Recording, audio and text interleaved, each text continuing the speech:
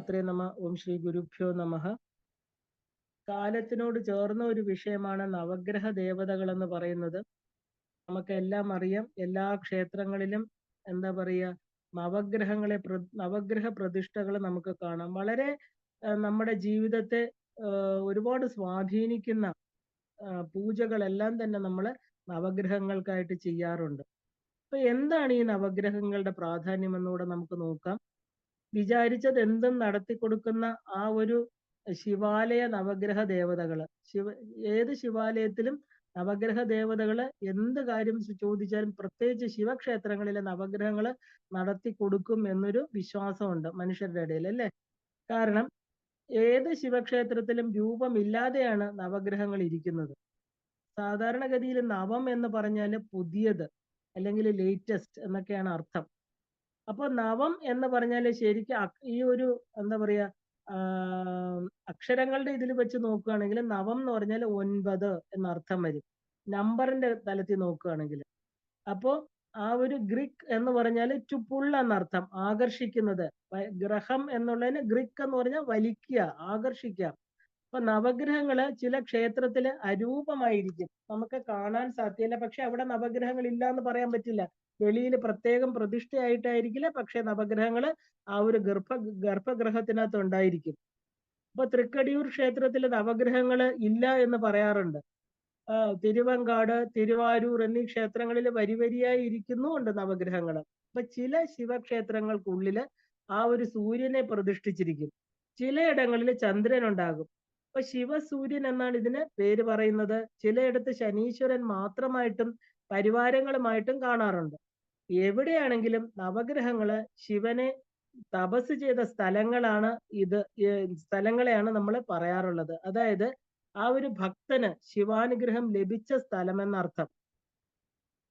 ഇനി യാഗശാലകളില് 4 വാതിലുകൾ ഉണ്ടാവും. ഓരോ വാതിലിലും 2 ഗ്രഹങ്ങൾ, അതായത് വലത് ഇടത് 2 ഗ്രഹങ്ങൾ വീതം പ്രതിഷ്ഠിച്ച് സൂര്യനെ ഉള്ളിൽ നടുക്കായിട്ട് പ്രതിഷ്ഠിക്കുന്ന ഒരു രീതിയുണ്ട്. ഇപ്പൊ പഞ്ചാംഗത്തില് തിഥി, കരണം, യോഗ തുടങ്ങിയിട്ടുള്ള ആ ഒരു കാലത്തിന്റെ കണക്കുകളെ രേഖപ്പെടുത്തി വെച്ചിരിക്കുന്നത് നമുക്കറിയാം. അതുകൊണ്ടാണ് നമ്മൾ പഞ്ചാംഗം നോക്കി അതെല്ലാം കണ്ടുപിടിക്കുന്നത്, അല്ലേ? അപ്പോ അതിൽ നവഗ്രഹങ്ങൾ ഓരോ കാലഘട്ടത്തിലെ ഭരിക്കുന്ന സമയങ്ങളായിട്ടാണ് പറയപ്പെട്ടിട്ടുള്ളത്. ഇപ്പൊ ഭാരതത്തിലെ ജ്യോതിഷം എന്ന ശാസ്ത്ര ശാഖയില് ഒരു മനുഷ്യന്റെ ജീവിത കാലഘട്ടം കടന്നു പോകുന്നത് നവഗ്രഹങ്ങളിലൂടെയാണ്, അല്ലെ? അപ്പോ എന്തൊക്കെ സംഭവിക്കുമെന്ന് വിശേഷമായി അതിൽ പറഞ്ഞു വെച്ചിട്ടും ഉണ്ടായിരിക്കും. ഒരു കുഞ്ഞ് ജനിക്കുമ്പോൾ തന്നെ നമ്മൾ ജാതകം എന്ന് പറയുന്ന ആ ഒരു കുണ്ടലി എഴുതാറുണ്ട്. കാരണം മനുഷ്യ ആയുസ് എത്രയാണ്, എത്ര കാലം ജീവിച്ചിരിക്കും, എന്തൊക്കെ കർമ്മങ്ങളിലൂടെയാണ് ആ ജീവൻ കടന്നു പോകുന്നതെന്ന് നമുക്ക് അറിയാൻ വേണ്ടിയിട്ടാണ് നമ്മൾ ജാതകം എഴുതുന്നത്. അപ്പൊ സാധാരണഗതിയിൽ ഒരു മനുഷ്യ ആയുസ് 120 വർഷം എന്നാണ് പറയാറുള്ളത്. വളരെ അപൂർവമായിട്ടാണ് അതിന് അപ്പുറമുള്ളവരെ നമ്മൾ കാണാറുള്ളത്. ഒരു ചെടി ഭൂമിയിൽ വന്ന് എത്ര കാലം നിൽക്കും, അത് എത്ര പൂവുണ്ടാകും, അത് എപ്പോ തളിർക്കും, എന്താണ് അതിൽ കായ്ക്കുന്നത്, ഇതെല്ലാം അത് എപ്പോ ഇല്ലാതാകും, ഇതെല്ലാം നമുക്കറിയാം, ഇല്ലേ? അതുപോലെ തന്നെ പശു അല്ലെങ്കിൽ ഒരു നായ ഈ ഭൂമിയിൽ എത്ര കാലം ജീവിക്കും എന്നത് നമ്മൾ അതിന്റെ ആയുസ്, ആ ജീവിക്കുന്നതിനെയാണ് നമ്മൾ അതിന്റെ ആയുസ് എന്ന് പറയുന്നത്. നമുക്ക് എല്ലാത്തിന്റെയും ഏകദേശം മൃഗങ്ങളുടെയൊക്കെ നമ്മൾ ആയുസ് പറയാറുണ്ട്, അല്ലെ? അപ്പൊ ഒരു മരത്തിലെ കായ് പാകമായി കഴിഞ്ഞാൽ എന്താണ്, അത് നമ്മൾ പറിച്ചില്ലെങ്കിൽ അത് ഞെട്ടറ്റ് താഴെ പതിക്കും. അതുപോലെ ഓരോ മനുഷ്യരും, അതായത് ഓരോ ജീവിയും മനുഷ്യരും എല്ലാം തന്നെ ആ ശരീരത്തോടെ ഈ ഭൂമിയിൽ ജീവിക്കുന്നതിന് നിശ്ചയിക്കപ്പെട്ട ഒരു കാലയളവുണ്ട്. എന്നാലും മനുഷ്യന്റെയും ജീവികളുടെയും ഒക്കെ നമ്മൾ പറയാറുണ്ട്, ജീവികളുടെ സാധാരണഗതി നമ്മൾ അങ്ങനെ പ്രത്യേകിച്ച് ജാതകമൊന്നും പറയാറില്ല. എങ്കിലും ചിലരത് ഇന്നത്തെ കാലത്ത് അത് നോക്കുന്നുണ്ട്. ഇതിൽ പ്രധാനം ആ ഒരു മനുഷ്യൻ എന്ന് പറയുന്ന ആ ഒരു എന്താ പറയാ, ജന്മമെടുത്തവര് എത്ര കാലം ജീവിക്കും, ഏതൊക്കെ ഘട്ടങ്ങളിലൂടെയാണ് കടന്നു പോകുന്നത്, ഏതൊക്കെ നവഗ്രഹങ്ങളിലൂടെ, ഏത് ഗ്രഹത്തിലാ ജനിച്ചത്, ഏതൊക്കെ ഗ്രഹങ്ങൾ നമ്മുടെ ആ ഒരു ശരീരം വിടുന്നത് വരെ നമ്മുടെ ശരീരത്തെ ബാധിക്കുമെന്നെല്ലാം നമ്മൾ ഒരു ജാതകം വെച്ച് പറയാറുണ്ട്. ഒരു വ്യക്തി ജനിച്ച് ബാല്യം, കൗമാരം, യൗവനം, വാർദ്ധക്യം ഒക്കെ എങ്ങനെ കടന്നു പോകും, എന്തൊക്കെ അനുഭവങ്ങളാണ് ഉണ്ടാകുന്നത് എന്നൊക്കെ നമുക്ക് മുൻകൂട്ടി പറഞ്ഞു തരുന്ന ഒരു ചൂണ്ട് പലകയാണ് ഈ നവഗ്രഹങ്ങൾ. അപ്പൊ ഈ നവഗ്രഹങ്ങൾക്ക് ശിവസൂര്യ പ്രതിഷ്ഠ, വൈദിക പ്രതിഷ്ഠ, പരിവാര പ്രതിഷ്ഠ, ഭക്തപ്രതിഷ്ഠ, പ്രായശ്ചിത്ത പ്രതിഷ്ഠ, ഇങ്ങനെ പലതരത്തിലാണ് നവഗ്രഹ പ്രതിഷ്ഠകൾ ഉള്ളത്. സാധാരണയായി സൂര്യന്റെ നടുക്കും മുന്നില് ശുക്രൻ, പിന്നില് ശനി, ഇങ്ങനെയാണ്. അങ്ങനെ എന്താ പറയാ, വലതും ഇടതുമായിട്ടുള്ള രീതിയിലായിരിക്കും സാധാരണ നവഗ്രഹ പ്രതിഷ്ഠകളെല്ലാം തന്നെ. അപ്പൊ നവഗ്രഹങ്ങൾ എന്നാല് ആകാശത്തിലെ 9 ഗ്രഹങ്ങളെ കുറിക്കുന്നതായിട്ടാണ് നമ്മൾ മനസ്സിലാക്കിയിരിക്കുന്നത്. ഒരു ക്ഷേത്രം എന്നത് മനുഷ്യന്റെ ഉള്ളിലെ ആ ഒരു എന്താ പറയാ, നന്മയെ വളർത്തി തിന്മയെ ഇല്ലാതാക്കുന്നതാണ്, അല്ലെ? ഒരു ക്ഷേത്ര പ്രതിഷ്ഠ ശക്തി അവിടെ ചെയ്യുന്ന ആ അവിടെ ചെല്ലുന്ന ഓരോ ജീവന്റെയും നന്മയെ വളർത്തി തിന്മയെ ഇല്ലാതാക്കുന്ന പ്രവൃത്തി അവരറിയാതെ ചെയ്തു പോരുന്നു. അപ്പൊ നേരിട്ടൊന്നും നമുക്ക് ദൃശ്യമല്ല. അപ്പൊ ഈ 9 ഗ്രഹങ്ങൾ എന്ന ഈ ഒരു എന്ത് പ്രാധാന്യമാണ് ഈ കാര്യത്തിനുള്ളതെന്ന് നമ്മൾ നോക്കണം. നമുക്ക് ശരീരം ഒരു ക്ഷേത്രമാണെങ്കിൽ ഈ 9 ഗ്രഹങ്ങള്, അതായത് ഈ ആകാശത്ത് ഉണ്ടെന്ന് പറയുന്ന ഈ 9 ഗ്രഹങ്ങളും എവിടെയാണെന്ന് ചോദിച്ചാൽ നമ്മുടെ ശരീരത്തിൽ തന്നെയാണ്, അല്ലെ? അത് 9 ദേവതകളായിട്ട് നമ്മൾ കാണണം. ആകാശത്ത് നമ്മൾ അനേക കോടി നക്ഷത്രങ്ങളെ കാണാറുണ്ട്, ഇല്ലേ? ഒന്നും പ്രത്യേകിച്ച് നമുക്ക് തിരിച്ചറിയാൻ സാധ്യമല്ല. ഇപ്പൊ സൂര്യനെയും ചന്ദ്രനെയും മാത്രമാണ് സാധാരണ വ്യക്തികൾക്കെല്ലാം സാധാരണ പെട്ടെന്ന് തിരിച്ചറിയാൻ സാധിക്കുന്നത്. എന്നാൽ ഈ നവഗ്രഹങ്ങളെ ക്ഷേത്രത്തിൽ വയ്ക്കുന്നത് അവിടുത്തെ ആ ഒരു എനർജി ലെവൽ വർദ്ധിക്കാൻ വേണ്ടിയിട്ടാണ്. സാധാരണ ശിവക്ഷേത്ര മതിലുകളിൽ നന്ദിയെ വെക്കാറുണ്ട്, ഇല്ലേ? നന്ദി എന്ന് പറഞ്ഞാൽ എന്താ? ധർമ്മത്തിന്റെ പ്രതീകമാണ്. അപ്പൊ ധർമ്മം വർദ്ധിച്ച ഇടമാണ് ക്ഷേത്രങ്ങള്. ആ ആ ധർമ്മം നമ്മളെയും രക്ഷിക്കും. അപ്പൊ വേദോഖിലം ധർമ്മമൂലം എന്നാണ് ആ ഒരു ചൊല്ലിനെ അന്വർത്ഥമാക്കിക്കൊണ്ടാണ് ഈ നന്ദിയെ അങ്ങനെ പ്രതിഷ്ഠിക്കുന്നത്. അപ്പൊ ധർമ്മോ രക്ഷിത രക്ഷിത എന്ന് പറയാറുണ്ട്, ഇല്ലേ? അപ്പൊ അങ്ങനെ ഈ അണ്ടത്തിലുള്ളതെല്ലാം തന്നെ പിണ്ടത്തിലുണ്ട് എന്നുള്ളതാണ് സത്യം. ബ്രഹ്മാണ്ടത്തിലുള്ള എല്ലാ വസ്തുക്കളും ഒരു മനുഷ്യ ശരീരമായിരിക്കുന്ന പിണ്ടത്തിലും ഉണ്ട്. അപ്പൊ ഈ നവഗ്രഹങ്ങൾ എന്ന് പറഞ്ഞാല് മനുഷ്യ ശരീരത്തില് എന്തായിട്ടിരിക്കുന്നു എന്ന് ചോദിച്ചാല് അതിനെയാണ് നമ്മൾ നവദ്വാരങ്ങൾ, അല്ലെ? നമ്മൾ സാധാരണ എന്താ പറയാറുള്ളത്? നവദ്വാരേ പുരേ ദേഹി. 9 ദ്വാരത്തിലുള്ള പുരം, ദ്വാരക, അല്ലെ? അവിടെ ദ്വാരകാപുരവാസിൻ ആരാണ്? പ്രാണനായിരിക്കുന്ന ഭഗവാൻ ഈ ഒരു ശരീരത്തിലാണ് വസിക്കുന്നത്. അപ്പൊ ഈ 9 ദ്വാരങ്ങളുടെ അതിദേവതകളാണ് ഈ നവഗ്രഹങ്ങൾ എന്ന് പറയുന്നത്. ഈ നവഗ്രഹങ്ങൾ പുറത്തൊന്നും അല്ല ഇരിക്കുന്നത്, നമ്മുടെ ശരീരത്തിൽ തന്നെയാണ് വസിക്കുന്നത്. നമ്മൾ അറിയുന്നില്ല എന്ന് മാത്രമേ ഉള്ളൂ. അപ്പോ കാരണം ഒരു ഉദാഹരണത്തിന് മലയടിവാരത്തിൽ താമസിക്കുന്ന ആളുകൾക്ക് അവിടുത്തെ ജലമൊക്കെ സ്ഥിരമായിട്ട് ഉപയോഗിക്കുമ്പോൾ ചില പ്രത്യേകതരം വ്യാധികൾ വരുന്നതായിട്ട് മെഡിക്കൽ സയൻസ് കണ്ടുപിടിച്ചിട്ടുണ്ട്, ഇല്ലേ? അപ്പോ ആ അകത്തേക്ക് ഇടുന്നതെല്ലാം, അതായത് ആഹാരം പുറത്തേക്ക് കളയുന്നതെല്ലാം മലം എന്നാണ് അറിയപ്പെടുന്നത്. അപ്പൊ ഈ 9 ദ്വാരങ്ങളിലൂടെ അകത്തേക്ക് പോകുന്നവയാണ് നമ്മുടെ ശരീരത്തെ ശുദ്ധമാക്കുന്നതും അശുദ്ധമാക്കുന്നതും. ഈ ശരീരം എന്നത് ആത്മാവിരിക്കുന്ന ഒരു ക്ഷേത്രമാണ്, അല്ലെ? ഇതം ശരീരം കൗന്ദേയ ക്ഷേത്രമിത്യഭിധീയതേ. അത് വെളിയിൽ പോയാൽ എന്താണ്? ഈ ആത്മാവ് പുറത്തേക്ക് പോയാൽ എന്തായിട്ട് തീരും? ഈ ശരീരം ശവമായിട്ട് തീരും. അപ്പോ ഈ ക്ഷേത്രം എന്ന് പറയുന്നത് ഭഗവാൻ തന്നെ പറയണു, ഞാന് ആ ക്ഷേത്രത്തിലെ ഗർഭഗൃഹത്തിൽ ഇരിക്കുന്ന ആളാണ്. ഈശ്വര സർവഭൂതാനാം ഹൃദ്ദേശേ അർജുന തിഷ്ഠതി, അല്ലേ? അപ്പൊ ഈ 9 വാതിലുകളിൽ കൂടെയാണ് ഉള്ളിൽ പോകുന്നത്. കഴിക്കുന്നത് മാത്രമല്ല, കാണുന്നത്, കേൾക്കുന്നത്, മണക്കുന്നത്, രുചിക്കുന്നത് എല്ലാം അതിൽ ഉൾപ്പെടും. ഭഗവാന്റെ ക്ഷേത്രത്തിന്റെ 9 വാതിലുകളാണ് ഈ 9 ദ്വാരങ്ങള്. ബാഹ്യമായിട്ട് നമ്മൾ ഏത് ക്ഷേത്രത്തിൽ ചെന്നാലും നമ്മൾ ആദ്യം കാണുന്നത് ദ്വാരപാലകന്മാരെയാണ്, ഇല്ലേ? ആ ഒരു ഗർഭഗൃഹ പ്രതിഷ്ഠ അവസാനമാണ് നമ്മൾ കാണുന്നത്. ദ്വാരപാലകരെ വെച്ച് തന്നെ നമുക്ക് അകത്തെ പ്രതിഷ്ഠ എന്താണെന്ന് കണ്ടുപിടിക്കാൻ സാധിക്കും. കാരണം ഈ ദ്വാരങ്ങള് ശരിയല്ലെങ്കിൽ ആ ഒരു എന്താ പറയാ, ആ ഒരു അന്ധൻ, ഇപ്പൊ അതായത് ഈ ദ്വാരപാലകരെന്ന് പറഞ്ഞാൽ നമ്മുടെ കണ്ണ്, മൂക്ക്, നമ്മുടെ ജ്ഞാനേന്ദ്രിയങ്ങളാണ്. അപ്പൊ ആ ഓരോ ദ്വാരങ്ങളിൽ ഇരിക്കുന്ന ദേവത ശരിയല്ലെങ്കിൽ ആ ഒരു ജന്മങ്ങൾ നമ്മൾ എങ്ങനെയായിരിക്കും? അന്ധനായിരിക്കും, ബധിരനായിട്ട് തീരും എന്നർത്ഥം. അതായത് ദ്വാരപാലകന്മാരെ നന്നായിട്ട് നോക്കണം. പഞ്ചേന്ദ്രിയങ്ങൾ എന്ന് പറയുന്നത് ജ്ഞാനേന്ദ്രിയങ്ങൾ, അതായത് കണ്ണ്, മൂക്ക്, നാക്ക്, ത്വക്ക്, ഇവയെല്ലാം തന്നെ വളരെയധികം പ്രധാനമുണ്ട്.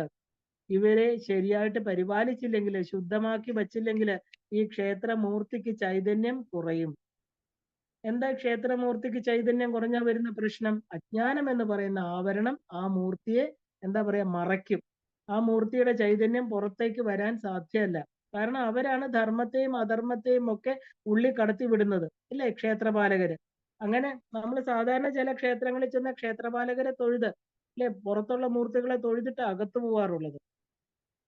അങ്ങനെ കർമ്മങ്ങള്, വാസനകള്, ജന്മങ്ങള് എല്ലാം തന്നെ ഈ ദ്വാരപാലകരെ ആശ്രയിച്ചാണ് ഇരിക്കുന്നത്, ഒരു ശരീരത്തെ സംബന്ധിച്ച്, ഒരു മനുഷ്യ ജന്മത്തെ സംബന്ധിച്ച്. അപ്പൊ ദ്വാരപൂജയ്ക്ക് വളരെയധികം പ്രാധാന്യം ഉണ്ടെന്ന് അർത്ഥം. ഇപ്പൊ നന്ദി, മഹാകാലൻ, ഭൃങ്കിക്ക് വിനായകൻ, ഭൃങ്കി വിനായകന്, ദേവി ചണ്ഡികേശ്വരൻ, അല്ലെ, ഋഷഭൻ, സ്കന്ദന്, ഇവരെല്ലാം തന്നെ ക്ഷേത്രപാലകരായിട്ട് പറയാറുണ്ട്. അത് എന്തിനാണ്? കാരണം നമ്മുടെ ആ ഒരു ഇന്ദ്രിയങ്ങളുമായിട്ടാണ് ഇത് ബന്ധപ്പെട്ടിരിക്കുന്നത്. കാരണം ഇത് തന്നെ ഇവരാണ്, ഇവരുടെ പൂജയാണ് ക്ഷേത്രത്തിന്റെ ചൈതന്യം വർദ്ധിപ്പിക്കുന്നതും കുറയ്ക്കുന്നതും എല്ലാം തന്നെ.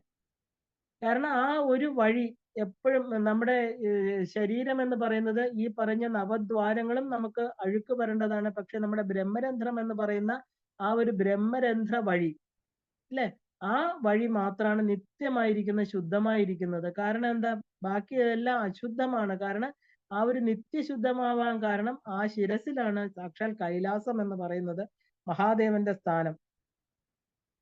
അപ്പോ കാരണം 5 ഇന്ദ്രിയങ്ങളെ, അതായത് ഈ 5 ഇന്ദ്രിയങ്ങളെ അടച്ചാൽ മാത്രമേ നമുക്ക് ഗർഭഗൃഹവാസിയായിരിക്കുന്ന ഈശ്വരന്റെ ദർശനം ഉണ്ടാകുള്ളൂ. അപ്പൊ നമ്മൾ ദൃഷ്ടിദോഷങ്ങളെ ബാധിക്കാതിരിക്കാൻ, ആത്മവിശ്വാസം വർദ്ധിക്കാൻ എല്ലാം തന്നെ നമ്മൾ നവഗ്രഹങ്ങളെയും അതിന്റെ ദേവതകളെയും വണങ്ങണം. കാരണം ഇവരുടെ അനുഗ്രഹം കൊണ്ടാണ് നമുക്ക് അകത്തിരിക്കുന്ന ഈശ്വരനെ മനസ്സിലാകുന്നത്, അല്ലേ?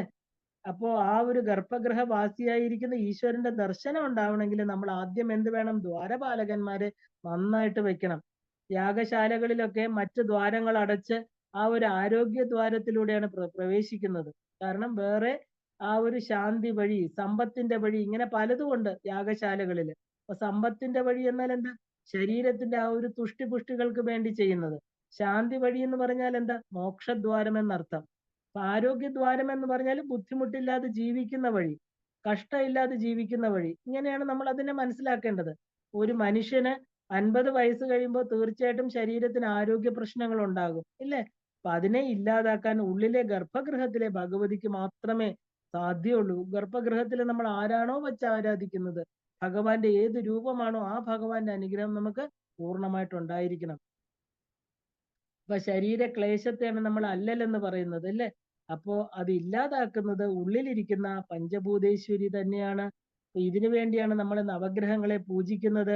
ആ നവദ്വാര ശുദ്ധി തന്നെയാണ് ആ ഒരു, എന്താ പറയാ, നവഗ്രഹ പൂജ എന്ന് പറയുന്നത്.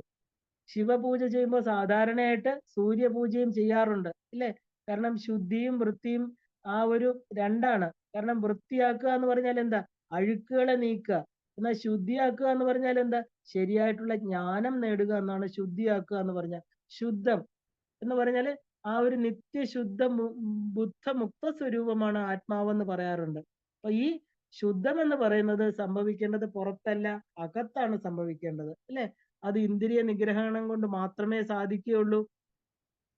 അപ്പൊ അത് ശുദ്ധമാക്കണമെങ്കിൽ എന്ത് വേണം? നമ്മൾ ഈശ്വരനെ നിത്യമായിട്ട് സ്മരിക്കണം, ഇല്ലേ?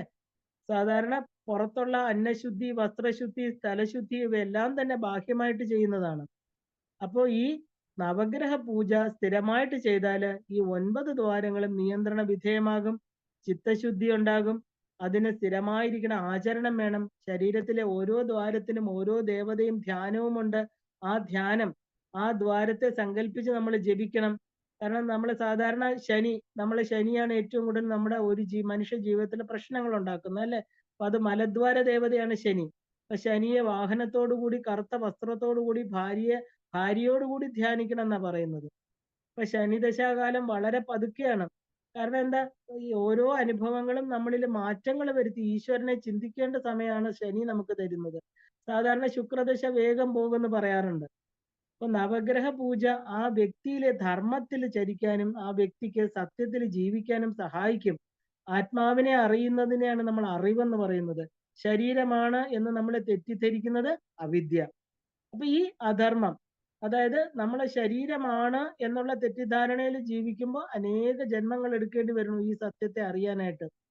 ഈ ശരീരത്തെ വലിച്ചുകൊണ്ട് നടക്കുന്നത് ആരാണ്? നമ്മുടെ ആത്മാവാണ്. അതുകൊണ്ട് തന്നെ ആത്മചിന്ത ഉണ്ടാകുന്ന ഗ്രഹമാണ് ശനി എന്ന് പറയുന്നത്. കാരണം എത്രത്തോളം ദുഃഖങ്ങൾ ഉണ്ടാകുന്നു അത്രത്തോളം നമ്മൾ ഈശ്വരനെ ചിന്തിക്കും, ഇല്ലേ? മനസ്സിന്റെ വേദന ചന്ദ്രൻ, ശരീരത്തിലെ ക്ലേശം കൊണ്ട് ഈശ്വരനെ ചിന്തിപ്പിക്കുന്നത് ശനി. ഇങ്ങനെ 9 ഗ്രഹങ്ങളെ നമ്മൾ 9 കാര്യങ്ങൾക്കായിട്ട് മാറ്റിവെക്കാറുണ്ട്. അപ്പൊ ഈ 9 ഗ്രഹങ്ങളെ പൂജിച്ചും 9 ദ്വാരങ്ങളെ ശുദ്ധമാക്കി ആത്മജ്ഞാനം ഉണ്ടാക്കിയും വേണം നമ്മൾ ഈ ശരീരത്തെ ഉപയോഗിക്കാൻ. ആധിയും വ്യാധിയും നമ്മുടെ ഉള്ളിൽ നിന്ന്, നമ്മുടെ ശരീരത്തിൽ നിന്ന്, ആധി എന്ന് പറയുന്നത് മനസ്സിന്, വ്യാധി എന്ന് പറയുന്ന ശരീരത്തിന്, ഇത് രണ്ടും നമ്മളിൽ നിന്ന് മാറി നിൽക്കും. നവഗ്രഹ പൂജ സ്ഥിരമായിട്ട് ഉള്ളിൽ ചെയ്യുന്ന വ്യക്തിക്ക് 80 വയസ്സിലെ ശതാഭിഷേക സമയത്ത് 1000 പൂർണ്ണചന്ദ്ര ദർശനം കഴിഞ്ഞ് ആത്മദർശനം ഉണ്ടാകുന്ന ശാസ്ത്രം പറയുന്നു. കണ്ണ് സൂര്യനാണ്, ജനനേന്ദ്രിയം ശുക്രനാണ്. ഇങ്ങനെ ഓരോ ദ്വാരത്തിലും ദ്വാരപാലകന്മാരുണ്ട്. അപ്പൊ സൂര്യൻ എന്ന് പറയുന്നത് ആത്മാവാണ്. അപ്പോ ആ അഹംബോധം, ഇപ്പൊ പ്രപഞ്ചത്തെ നിലനിർത്തുന്ന ചൂടും വെളിച്ചവും നൽകുന്നത് സൂര്യനാണ്, ഇല്ലേ? അതുകൊണ്ടാണ് നമ്മുടെ ആത്മാവ് എന്ന് പറയുന്നത്. ചന്ദ്രൻ എന്ന് പറഞ്ഞാൽ മനസ്സാണ്, ചൊവ്വ എനർജിയാണ്, ബുധൻ ബുദ്ധിയാണ്, ഗുരു എന്ന് പറയുന്നത് ബുദ്ധിയാണ്, അല്ലെ? ആത്മീയമായിട്ടുള്ള ബുദ്ധി. ശുക്രൻ സൃഷ്ടി, ശനി കർമ്മം, കർമ്മബന്ധം, രാഹു എന്നത് സർപ്പം, അതിന്റെ മാറ്റത്തെ, കേതു എന്നത് ആത്മീയ ജ്ഞാനം, മോക്ഷത്തെയൊക്കെ കുറിക്കുന്നുണ്ട്. ഇങ്ങനെ ഓരോ ഗ്രഹത്തിനും ഓരോന്ന് പറയുന്നുണ്ട്. അപ്പോ ആ ഓം നമോ നാരായണായ എന്നുള്ള ഒറ്റ മന്ത്രം ജപിക്കുകയാണെങ്കിൽ എല്ലാ നവഗ്രഹ ദോഷങ്ങളെയും ഇല്ലാതാക്കാൻ സാധിക്കുന്ന വൈഷ്ണവര് വിശ്വസിക്കുന്നു. ഒരു നവഗ്രഹ ക്ഷേത്രത്തിൽ പോകാൻ സാധിച്ചില്ലെങ്കിൽ ഒരു നവഗ്രഹ മന്ത്രം നമ്മൾ ദിവസവും ജപിച്ചാൽ മതി. കാരണം എന്താ? നവഗ്രഹ മന്ത്രം എന്ന് പറയുന്നത് ഒരാഴ്ചയിൽ 7 ദിവസവും കവർ ചെയ്യുന്നുണ്ട്. എന്താണ് നവഗ്രഹ മന്ത്രം? കാരണം ഈ നവഗ്രഹത്തെ പ്രസാദിപ്പിച്ചെങ്കിൽ മാത്രമേ നമ്മുടെ ജീവിതം നന്നായിട്ട് പോവുള്ളൂ, അല്ലേ? നവഗ്രഹ മന്ത്രം എന്ന് പറയുന്നത് നമ സൂര്യായ ചന്ദ്രായ മംഗളായ ബുധായ ച ഗുരുഹു ശുക്ര ശനിശ്ച രാഹവേ കേതവേ നമ. ഇത് ഒരാഴ്ചയിലെ ദിവസങ്ങൾ പോലെ വരിവരിയായിട്ട് വരുന്നതാണ്.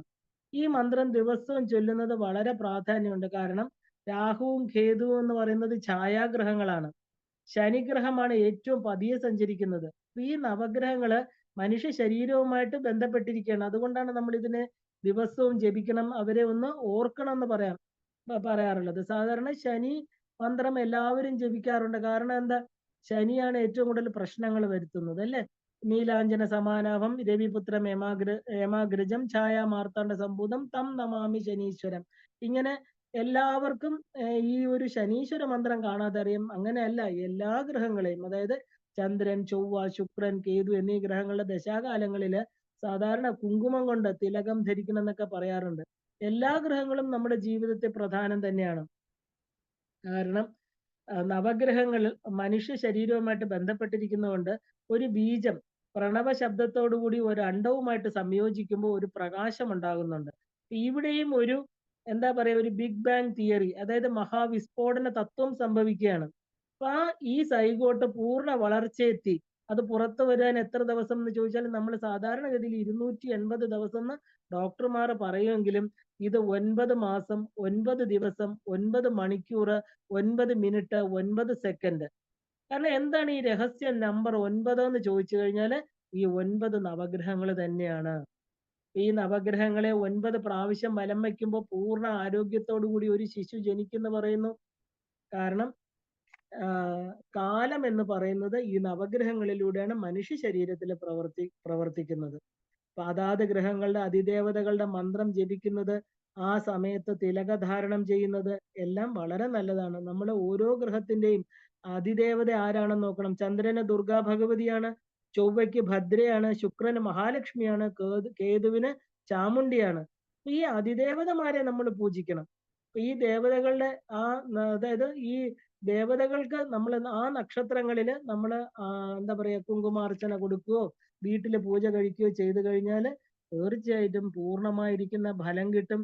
നവഗ്രഹങ്ങൾ എന്ന് പറയുന്നത് നമ്മൾ എവിടെയോ, അല്ലെ, നമ്മൾ മിൽക്കി വേ ഗാലക്സിയിലെ അനേകായിരം നക്ഷത്രങ്ങളിലുള്ള 9 ഗ്രഹങ്ങൾ, നമ്മൾ കാണപ്പെടുന്ന നമ്മുടെ ദൃഷ്ടിക്ക് ഗോചരമായിരിക്കുന്ന സൂര്യനും ചന്ദ്രനും മാത്രമല്ല, ഈ 9 ഗ്രഹങ്ങളും നമ്മുടെ ശരീരത്തിൽ തന്നെ, നമ്മുടെ ആത്മാവായിട്ട് സൂര്യനും മനസ്സായിട്ട് ചന്ദ്രനും മറ്റുള്ള എല്ലാ ഗ്രഹങ്ങളും നമ്മുടെ ശരീരത്തെ, ബുദ്ധിയെയും മനസ്സിനെയും എല്ലാത്തിനെയും നിയന്ത്രിച്ചുകൊണ്ട് നമ്മുടെ ശരീരത്തിൽ തന്നെയുണ്ട്. അവയെ പൂർണ്ണമായിട്ട് നമ്മൾ മനസ്സിലാക്കി ആ ഒരു ഈശ്വരനിൽ എത്തിച്ചേരാനുള്ള ദ്വാരപാലകരായിട്ട് കണ്ട് അവരെ നമസ്കരിച്ചാൽ തീർച്ചയായിട്ടും ആ ഒരു ശരീരശുദ്ധി മാത്രമല്ല, മനസ്സിന് ശുദ്ധി ഉണ്ടായി, ആവരണ വിക്ഷേപങ്ങൾ ഒടുങ്ങി, നമ്മുടെ മോക്ഷം എന്ന് പറയുന്ന ഈ ശരീരത്തിലെ മനസ്സിനെ ആത്മാവില്, അതായത് ജീവാത്മാവ് എന്ന് പറയുന്ന സ്വസ്വരൂപത്തിലിരിക്കുന്ന ആ ഒരു നമ്മുടെ സങ്കല്പത്തെ, ജീവാത്മാവെന്ന് പറഞ്ഞ് പ്രത്യേകിച്ചൊന്നും ഈശ്വരനിൽ നിന്ന് സെപ്പറേറ്റഡ് അല്ല, എങ്കിലും നമ്മൾ പറയുന്നു ജീവൻ എന്ന് പറയുന്ന ആ പ്രാണശക്തിയെ നമുക്ക് തീർച്ചയായിട്ടും മരണസമയത്ത് പരമാത്മാവായിരിക്കുന്ന ആ സഹസ്രാര പത്മത്തിലിരിക്കുന്ന ഭഗവാൻ ശിവന്റെ പാദപത്മങ്ങളിൽ ചേർക്കാൻ സാധിക്കും. അതിന് പ്രാണശക്തിയായിരിക്കുന്ന സാക്ഷാൽ ഭഗവതിയാണ് നമ്മളെ അനുഗ്രഹിക്കുന്നത്. ഇത് ഈ രഹസ്യങ്ങൾ അറിഞ്ഞ് അതിനെ നന്നായിട്ട് ഉപയോഗിക്കുന്ന ഓരോ ജീവനും പൂർണ്ണമായിട്ട് ഇത് സിദ്ധമാകട്ടെ എന്ന് പ്രാർത്ഥിച്ചുകൊണ്ട് നമുക്കിവിടെ നിർത്താം. എല്ലാവർക്കും ശ്രീമാത്രേ നമഃ.